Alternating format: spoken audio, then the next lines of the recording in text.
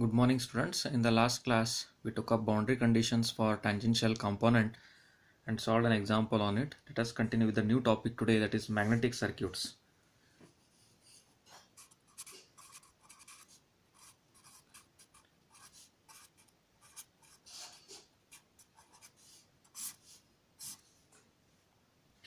So here we will be discussing the analogy between electric circuit and the magnetic circuit.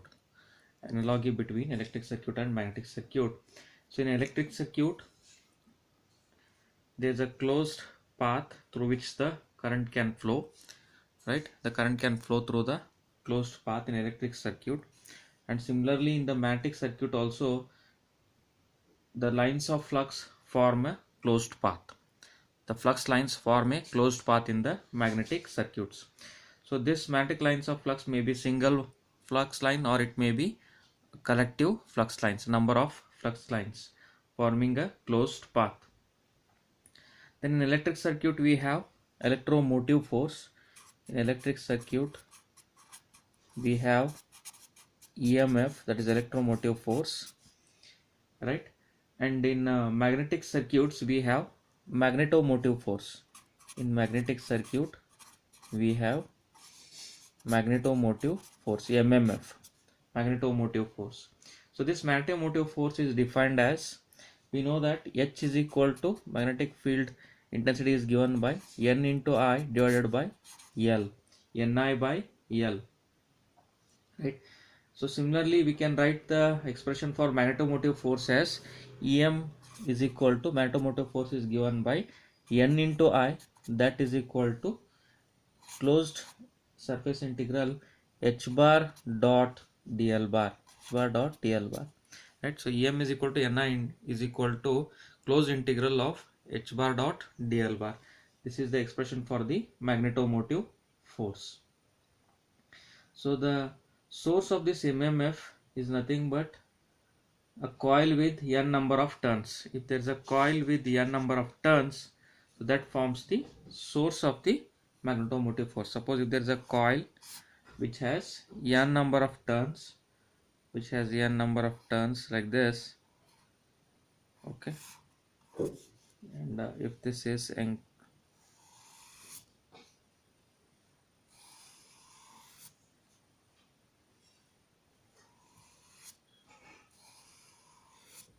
okay, there's a former on which this coil is wound. Okay, so if this coil has n number of turns and carrying a current of I ampere, right? So this forms the source of the magnetomotive force. So there's a former on which the coil is wound. Okay, there's a former on which this coil is wound and it is carrying a current of I ampere. So this forms the source of magnetomotive force. This magnetomotive force is measured in ampere turns. It is measured in ampere turn. In electric circuit we define the resistance. So resistance is given by, in electric circuits, R is equal to V by I. According to our Ohm's law, V by I. Similarly, in magnetic circuits we have the term called as reluctance. So this reluctance is given by R is equal to Em by phi, that is magnetomotive force divided by flux. So this reluctance is measured in ampere turn per Weber.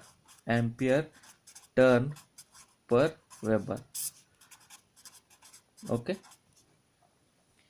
The resistance in electric circuit is expressed in terms of conductivity as R is equal to L divided by sigma S. Where L is the length in meter, right? S is the cross sectional area. In meter square.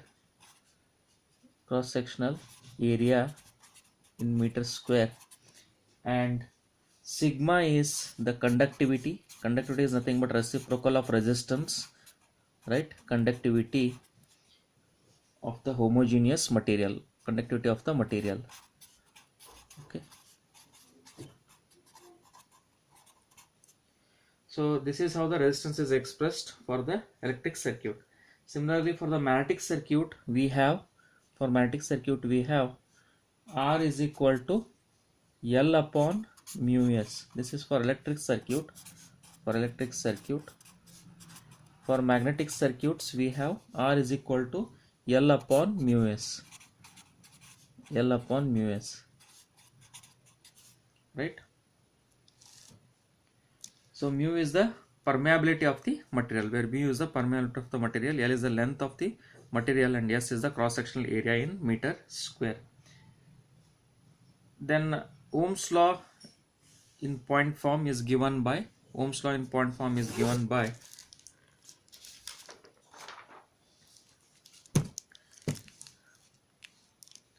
J is equal to sigma into E bar. J is equal to sigma into E bar, where J is the current density in ampere per meter square, sigma is the conductivity, and E is the electric field intensity. Right?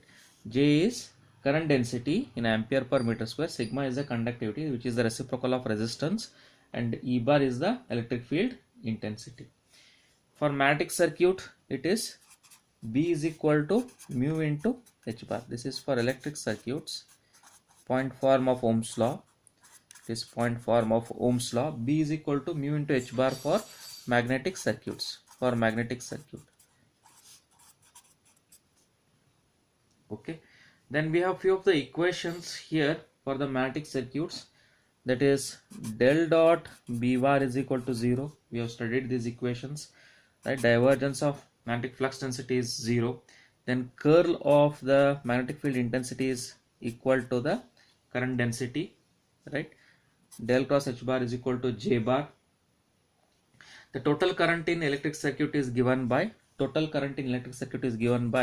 I is equal to surface integral J bar dot ds bar. J bar is current per meter square, that is I by A. So A and this surface will cancel and current will remain. The total magnetic flux density is given by of the magnetic circuit is given by phi is equal to surface integral B bar dot ds bar. B is phi by A and ds will cancel, that is area and area will cancel, so flux will remain. LHS is equal to RHS. Then in electric circuit, reciprocal of resistance is called conductance. In electric circuit, reciprocal of resistance, that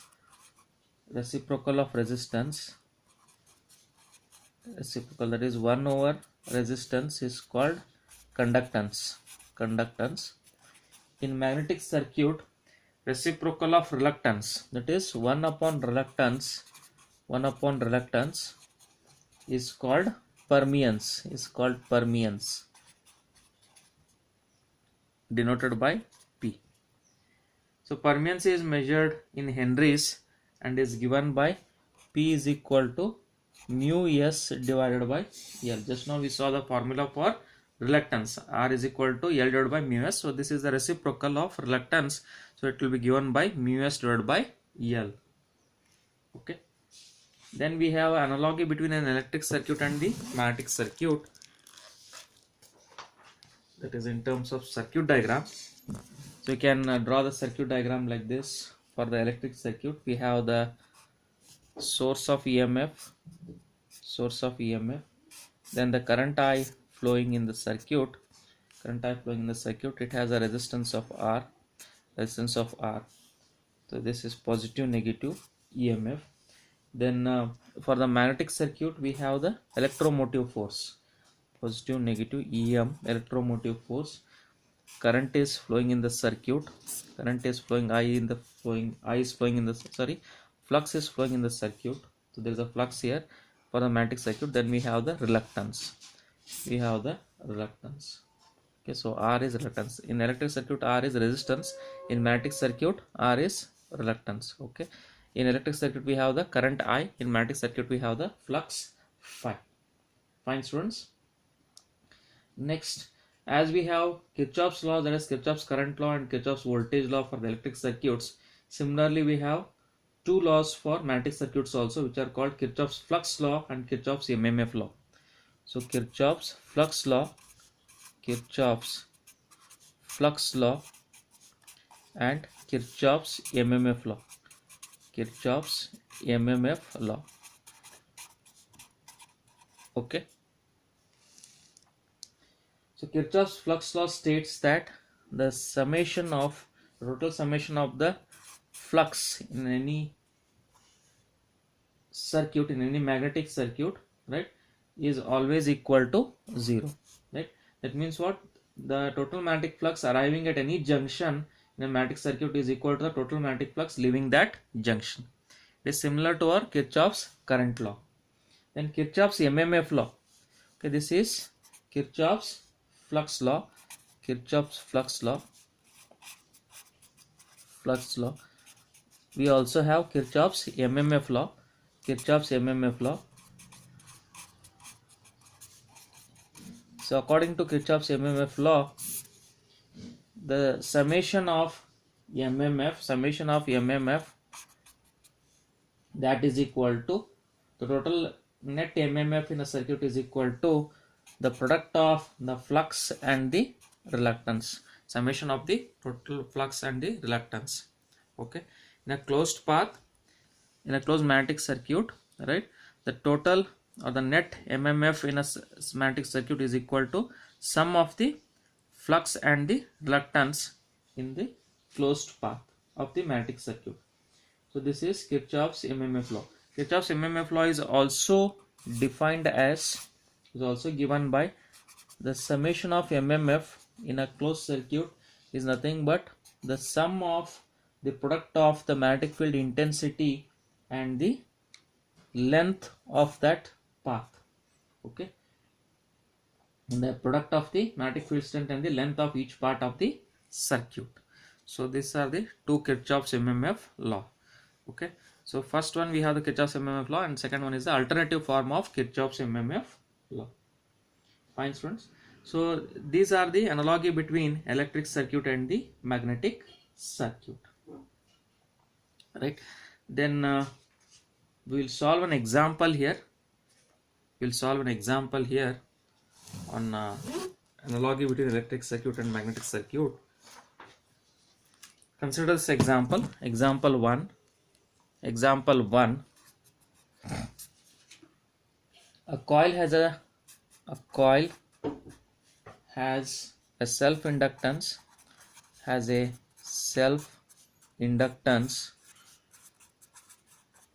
of 1 Henry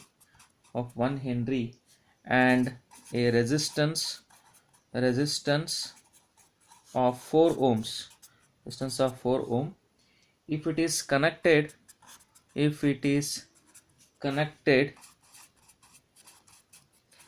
to a 40 volt DC supply, estimate the energy stored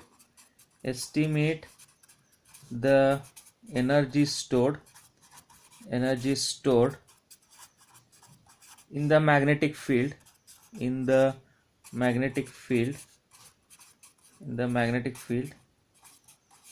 when the current has attained its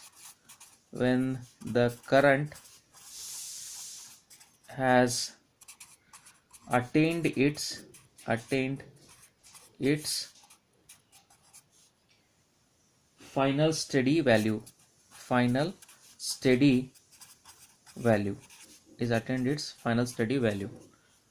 right? So in the steady state, what they have mentioned here, a coil has a self-inductance of 1 Henry. So it's a coil of 1 Henry. There's a coil of 1 Henry here, right? And a resistance of 4 ohms. It has a resistance of 4 ohms.